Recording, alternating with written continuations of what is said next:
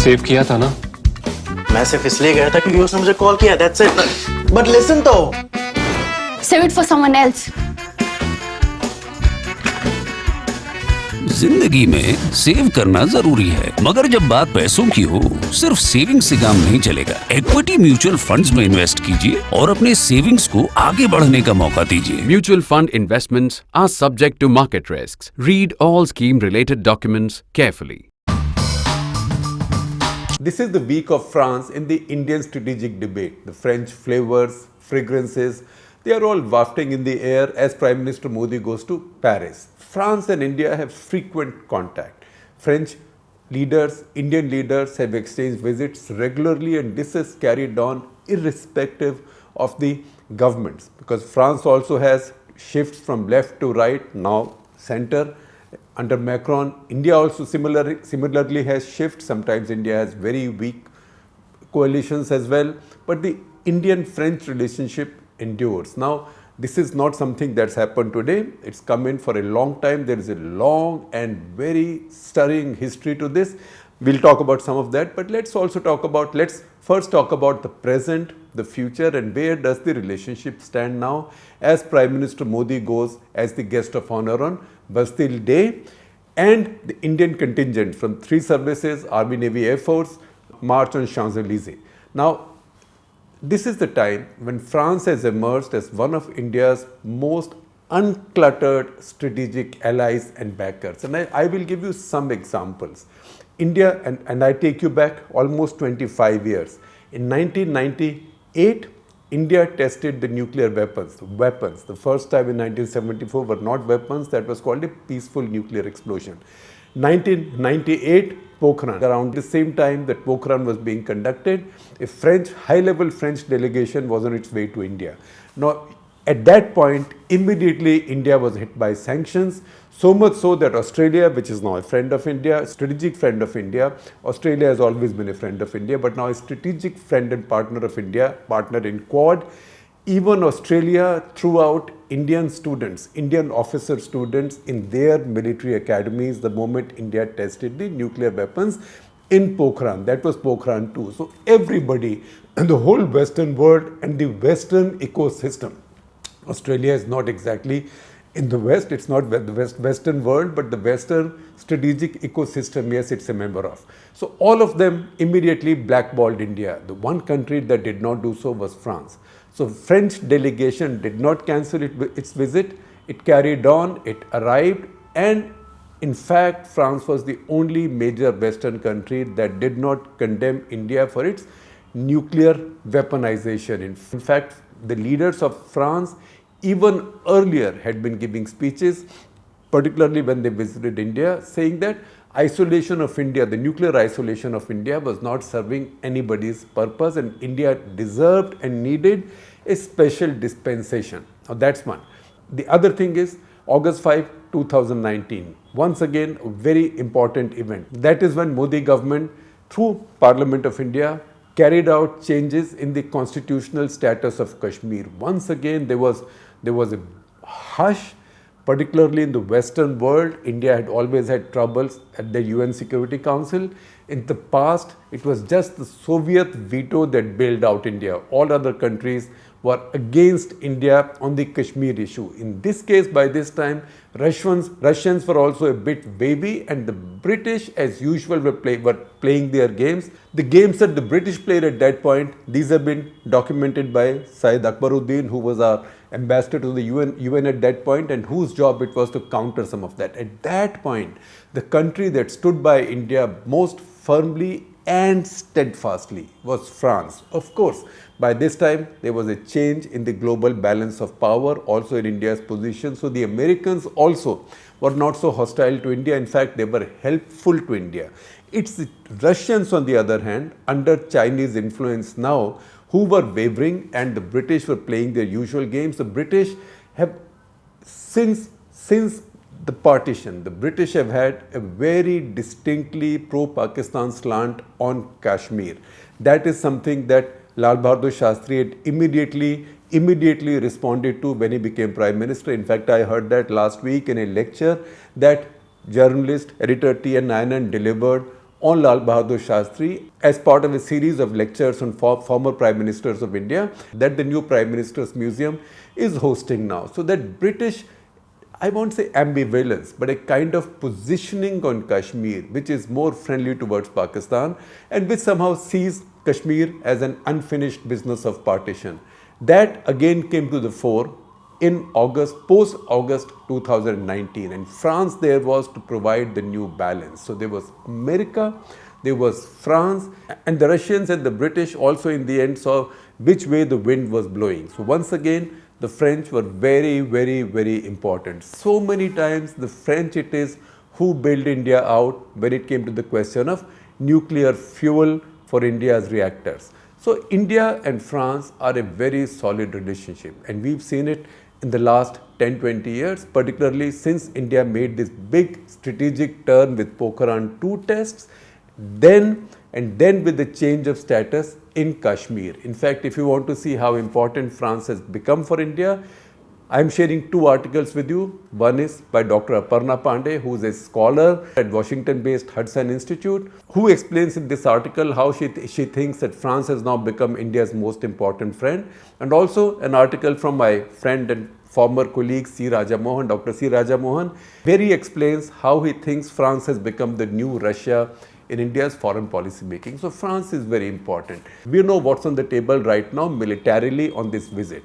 You've heard about Scorpion submarines. In fact, we spoke about that in Cut The Clutter a couple of days back. Announcements in the course of this visit will make it evident to quite an extent that the choice that the Indian Navy and the Government of India has made for the new aircraft fleet, new aviation fleet, combat aviation fleet for its new aircraft carrier, that is INS Vikrant. This new Vikrant now will be the French Rafale Marines. So a new bunch of maybe 26 or thereabouts Rafale Marines will come in to join in 36 Rafales that the Indian Air Force also has. Besides that, there is a lot happening in the area of space, technology transfer. In fact, France has had a very keen involvement in India's space program for a very long time. That is not something that's written about a great deal. But the French, for example, did help India with PSLV and many other such projects. Now the French in the Western strategic world have had a unique position. They've positioned themselves as not really camp followers of the Americans. While they have almost always supported the causes led by the Americans, they fought in many wars that Americans initiated, including the Gulf War, the Iraq Gulf War.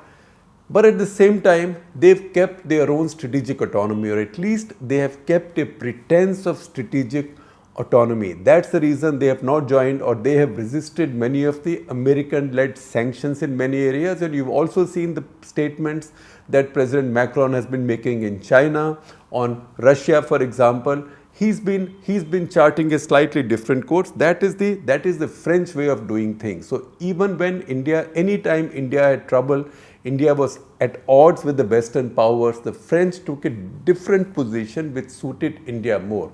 One very important period was the post-Pokhran 2 period. That is when slowly, after all these sanctions and boycotts, Americans started talking, and Jaswant Singh opened his dialogue with America, with Strobe Talbot on America's behalf. That was also the time when the French launched a very important outreach to India, strategic outreach to India, and that engagement progressed parallel to the engagement with America. So while Jaswant Singh carried out the engagement with America, Brajesh Mishra similarly carried out a very similar engagement with France. There was also a period about a decade after the end of the Cold War when the French were promoting the idea of a multipolar world and wanted India also to be a partner with that. That exactly did not happen, but you will now find this time that in some of these areas, larger strategic areas, not just weapons supply, outer space cooperation, maritime declarations, etc., many things will happen. Again, another example of how the French put themselves at a distance from the rest of the Western world. Remember the emergency. Maybe not the best example in principle, but this is the truth. During the emergency, Mrs. Gandhi, Indira Gandhi was desperate for endorsement by some Western powers.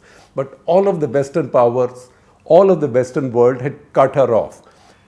Who is the one Western leader who came to acknowledge her and acknowledge her legitimacy? So check out, go to the web, Google chief guests at India's Republic Day parade. In 1976, the chief guest was a Western leader.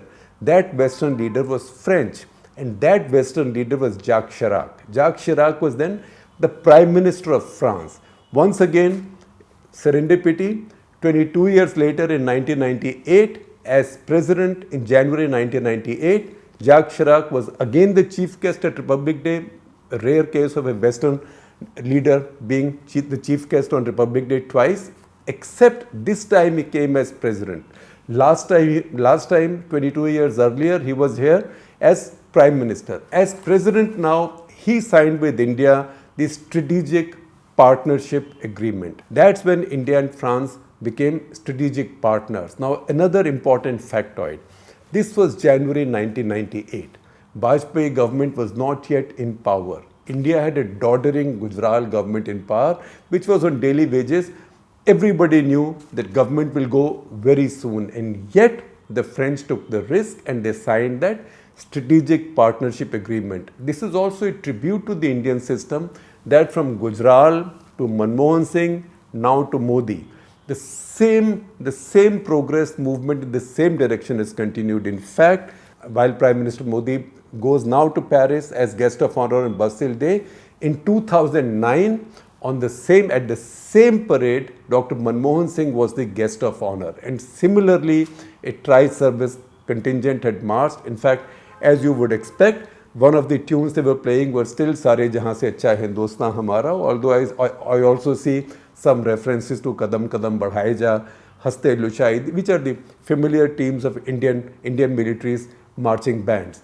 In fact, the army contingent in that case in 2009 was drawn from Maratha Light Infantry. Now it has come from Punjab Regiment. In fact, the references I find tell me that 2009 Bastille Day was the first time Indian forces had gone and joined a march on another country's national day. So this is a very thick, strong relationship.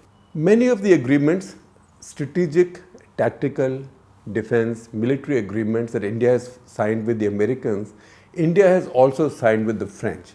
For example, India and America have now signed agreements to open up each other's ports and other facilities for repair, replenishment, and refueling of each other's naval ships. India already has that agreement with France, for example. In France, that is not a fact that many people today are conscious of. France also has a couple of tiny islands in the Indian Ocean. So the island of Reunion and island of Mayotte, both are French islands, and these are valuable to India because these are very far from India's shores, and Indian Navy now is a blue water navy. It goes long distances, so it is very useful to have these facilities available to them. Barring the decade of the 60s, India and France haven't really had a big hiccup in their strategic relationship, or at least military relationship.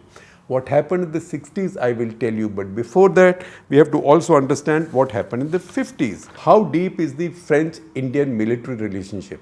There is no better example than of the fact that since India became independent, Indian Air Force has almost never not had a French fighter aircraft. So I hope you caught the double negatives in this. What it means is Indian Air Force has always had a French fighter aircraft. In fact, you can finish it further, and I can say that Indian Air Force has always employed a French fighter aircraft made by Dassault, the same company. So 1953, India placed the first orders for its first jet fighter, that is Oregon. Oregon was renamed Tufani in India, made by Dassault. By 1956-57, there were 104 copies of this because India bought several tranches of this. By 1957, India ordered yet another fighter aircraft. This was more a ground support interdiction aircraft, that was the Mystère. Mystère was also made by Dassault, bought in 1957, served in the war in 1965, a little bit in 1971 also, was retired in 1973. Its successor then was the Mirage 2000, which now has been joined in by Rafale. So at this point, Indian Air Force employs not one, but two fighters made by France and made by Dassault of France. So that is how old and how deep the relationship is. Now, while the Indian Air Force was doing this, others were also not lagging behind, because remember, the Western world, the American-led Western world, was not very enthusiastic selling armaments to India. The British sold India some armaments, partly because they owed India a bunch of sterling credits, pre-partition sterling credits. But beyond that, the Western world was not willing to give India too much. So in 1959, India bought their first aircraft carrier from the British, that is the first INS Vikrant. That INS Vikrant got its anti-submarine warfare suite from the French. In fact, the anti-submarine warfare aircraft that INS Vikrant employed, the Allies was imported from France, and that stayed in the service for a very long time. In fact, this is not something that's very well known. In 1971, Indian Navy suffered one major loss with the sinking of INS Kukri, which was a small frigate. Beyond that, it also lost an Allies aircraft. This Allies aircraft was on an anti-submarine warfare patrol on the western coast, because that was the time when Pakistani submarines were lurking around there, and they had sunk Kukri, a Pakistani F-104 starfighter, which had come on a bombing and strafing mission, again searching for the Indian gunboats which had earlier gone and carried out missile strikes on Karachi, or trying to bomb the fuel storage for those gunboats. That F-104 on its way back found this Allies, which was a propeller aircraft, not really equipped to fight in the air. It found it coincidentally, and it was fair target. This was the period of war. So that F-104 starfighter shot down that Allies. That was the Indian Navy's first casualty in air, first and only casualty in air in the 1971 war. That was also a French-made Allies. The Indian Army has not bought that much from France, but it's not as if they don't employ anything French. In the 50s again, in 1958-59, Indian Army bought a bunch of tanks. Indian Army figured that they needed a light tank. They needed a light tank, one, in case things got really bad with the Chinese, because trouble had started, tension had started. Some ambushes and some incidents had taken place in the Tibetan border, but also because a light tank was considered needed for the eastern sector with Pakistan, because a lot of the ground there happens to be soggy, may not support heavy tanks. So AMX-13, that was a lighter tank, that was ordered also from the French. About 100 of these were bought over time, and they saw action. In the 1962 war, they did not really fight, but these were the tanks that were lifted to Chushul when the airfield at Chushul came under threat from the advancing Chinese. So that is the famous story of India taking tanks to Chushul. These were the same light AMX tanks. In fact, in 1965, when the Pakistanis made their big advance into Cham under the UN Security Council resolutions, on the Indian side, India was not allowed to keep heavy equipment. So the only armor India had there was a squadron or two of the same light AMX tanks. These were from the 20th Lancers, one of the storied regiments of Indian Armored Corps. And these are the ones, AMX units, which withstood the first assaults from a much larger and much more superior Pakistani tank thrust in that area. The decade of the 60s was troublesome, because the decade of the 60s, India tilted towards the Soviet Union, and there was only that much that India could buy. So India was also getting pretty much all that it needed from the Soviet Union at that point. After the 65 war, the Pakistanis had their arms embargo from the Western world, from the Americans and the Brits. So they were searching for new sources. So where did they get their sources from? One, they were the Chinese, so they got a lot of stuff from the Chinese. They got F-6 fighters. They also got some T-59 tanks, but they also started buying quite a bit from France. It was in that period that the Pakistanis bought from the French their Mirages, Mirages 3s and Mirage 5s. In fact, they are still driving those planes, and it's very interesting, it's fascinating that in that last little skirmish that India and Pakistan had in the air, the aircraft India first deployed to attack Balakot, they were French-made aircraft, Mirage 2000 made by Dassault. And the aircraft which the Pakistanis used, for which the F-16s gave cover, but the aircraft that came in to drop guided weapons, guided standoff weapons in the precincts of the Indian Brigade headquarters and near Indian installations were Mirage 5s. Those were also made by Dassault. These were aircraft that the Pakistanis bought in 60s and 70s from the French. That was not a good phase from India's point of view.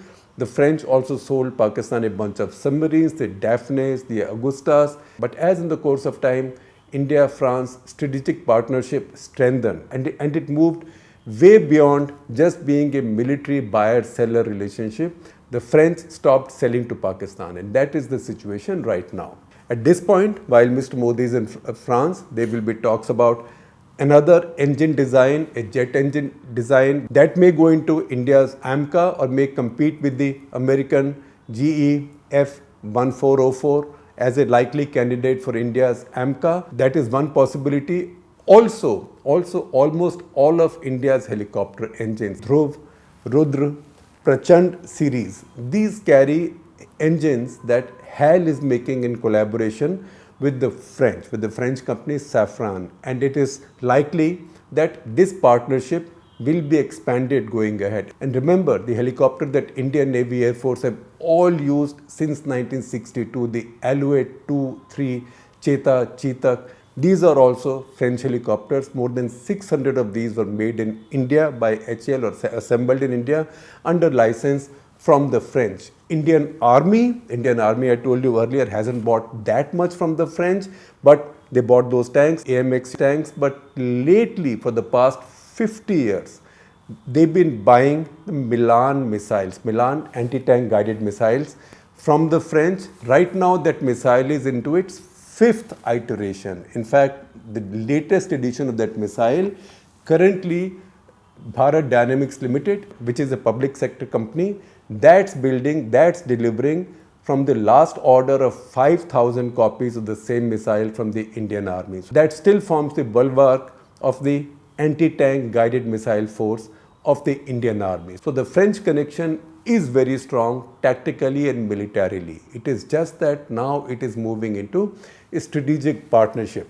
That said, I told you earlier that this is not a partnership that began this decade, last decade, a few decades earlier. This goes back to 18th, 19th century. Two Indian rulers who were wary of the British and who the British were wary of, Tipu Sultan and Maharaja Ranjit Singh, both had French advisors. In fact, Maharaja Ranjit Singh even had French generals, you can call them mercenaries, but French generals serving in his army. He had a special unit of his army that employed a lot of foreigners. So his general, Jean-François Allard was a colorful man. He was a veteran of the Battle of Waterloo. He had been decorated by Napoleon. He was just a captain then, he was decorated. He won the Legion d'Honneur or the Medal of Honor from Napoleon.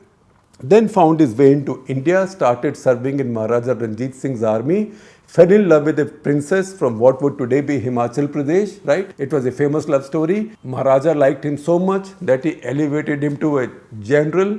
So while he won his Legion d'Honneur from Napoleon in France, he also won from Maharaja Ranjit Singh an award called Kaukab-e-Iqbal-e-Punjab, which means the brightest star of Punjab. So that was an unusual Frenchman, and little sidelight about him. In his hometown of Saint-Tropez, he built a small palace named after his Indian wife and the Indian princess. He went back from Maharaja Ranjit Singh's service and then decided to come back again to India. He was missing India. So when he came to India, the story goes, I don't know how authentic it is, but it's generally believed that when he came back to India, he left his wife behind. And one of the reasons he left his wife behind was the fear he had that in case he dies in battle in service of the Maharaja, his wife might be under pressure to die by sati in India. And that's the reason he left his wife behind. The palace he built in Saint-Tropez, he named after his wife. The rest is a complex story. That is something we talked about in our episode of Pondicherry, because in the 18th, 19th century, the British and the French were always fighting wars and making peace. And I think in that episode in Pondicherry, I had said, if you want to understand all the history of the British and the French war and peace in those decades, you just have to look at the history of Pondicherry, because anytime they fought in Europe, they fought in Pondicherry. Because the British were so many more than the French, the British won Pondicherry. The moment they made peace, the British gave Pondicherry back to the French. And that game then carried on. That is something that these two Indian rulers, both of whom worried about the British power. One fought the British power, the second became so powerful that the British power decided not to mess with him. That was namely Maharaja Ranjit Singh. And one of his main commanders, who he also used to train his army in the methods and style of a modern army for that era, was a Frenchman.